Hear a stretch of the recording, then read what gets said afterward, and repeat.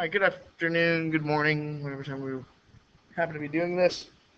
Today we're going to take a look at comparing linear, quadratic, and exponential functions and their graphs. Okay, so in first semester algebra 1, we extensively talk about linear functions here. In a linear function, the variable, usually represented by x, has an exponent of 1. It has a degree of 1. You can see that in our example of the graph here. F of x equals 2x minus 1. The variable x is only to the first power.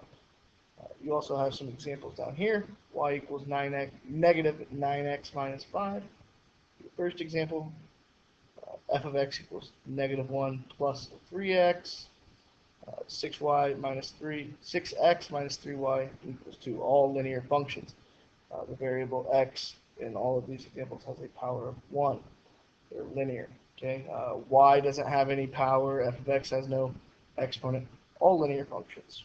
Okay, in a quadratic function, quadratic functions we've been talking about this chapter, where we have x squared terms. Okay, the exponent of 2 is prevalent. It's got a degree of 2, and these create parabolas, of course, and we've seen plenty of examples of these. We haven't seen one written in this form, but if we were to simplify this out, this is called vertex form. We haven't worked at that too much yet. But if we were to, FOIL this x minus 1 squared, and then multiply everything by 4, add 9 at the end, of course we'd have some sort of parabola graph. Lastly, we've also talked about exponential functions. In an exponential function, the variable x will be part of the exponent. Okay, and you can see that here. F of x equals 2 to the power of x.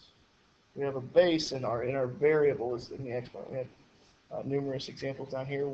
Negative 5 to the power of x. 9 to the power of x plus 2.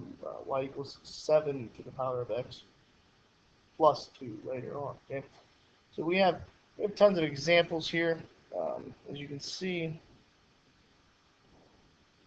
And we'll just continue on. State whether each of these equations below represents a linear, quadratic, or exponential function. A. Okay, y equals 3x squared minus 3x minus 1.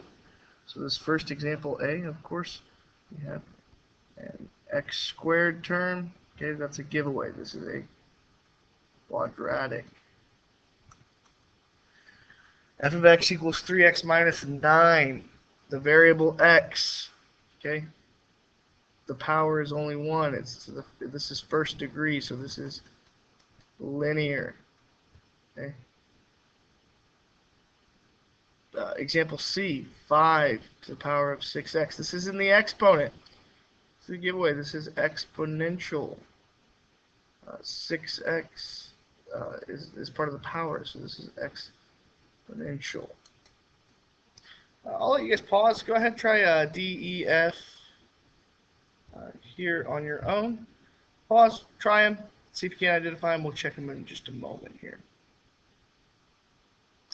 All right, so if you're back with us here after you've tried these, D, G of x equals 4 plus 9x squared. Again, we have x squared. When we have a power of 2, we should be recognizing this is quadratic. Of course, the graph of this would be some sort of parabola. Okay, of course we're not asked to graph them, but this would be a parabola. Just so we get familiar again, parabolas there. Negative 7 to the power of x minus 6. This is x is part of the exponent. Negative 7 is being taken to the power of x. So this is exponential. Its graph would kind of have that shape where we have the asymptote and it grows. It's called exponential growth. There's what an exponential function looks like. 5x minus 5y equals 1. Okay, x to the power of 1. This is linear. Of course, we're able to graph a line. In fact, this one would have a positive slope.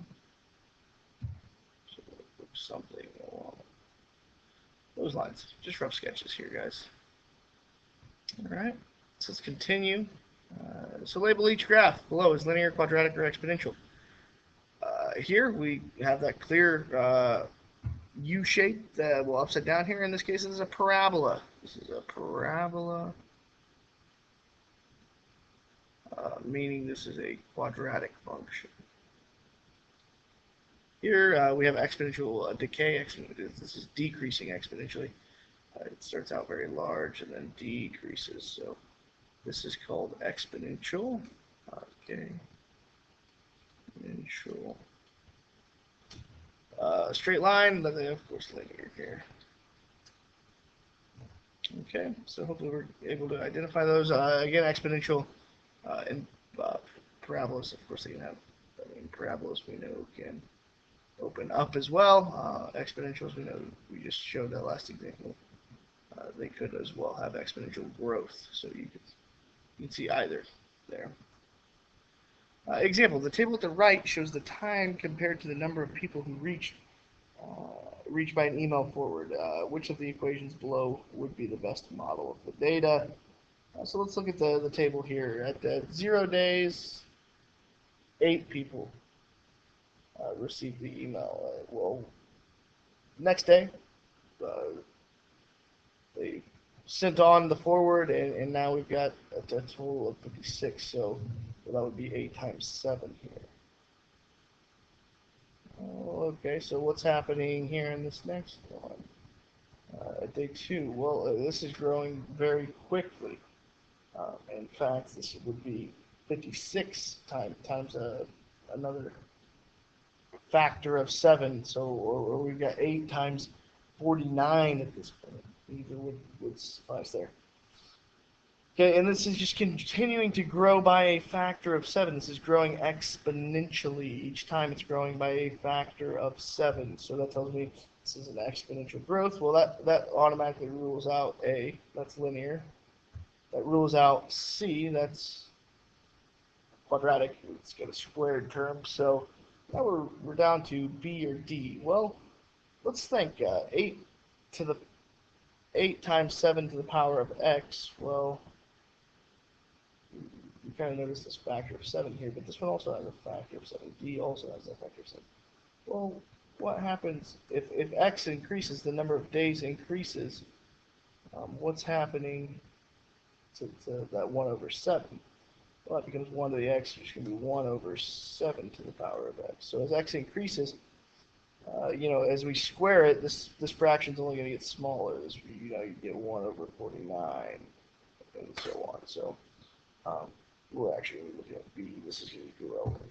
With a fraction as a base, this would be a decay again. So growth would not have a fraction. That's the base. So hopefully this was helpful. Hopefully we'll be able to identify between these now. This is kind of just one of those standards that it fit in right here. We've done quadratics, we've done linear functions in first semester, and we've done exponentials at this point. So it kind of fits in. It's a DLD day. We'll be expected to kind of be able to do this at this point. So thanks for watching. Give you some time to work on your practice now. Make sure you do that quiz we talked about the other day for your attendance purposes. Do your homework for your homework grade and enjoy your weekend. So thank you. Bye-bye.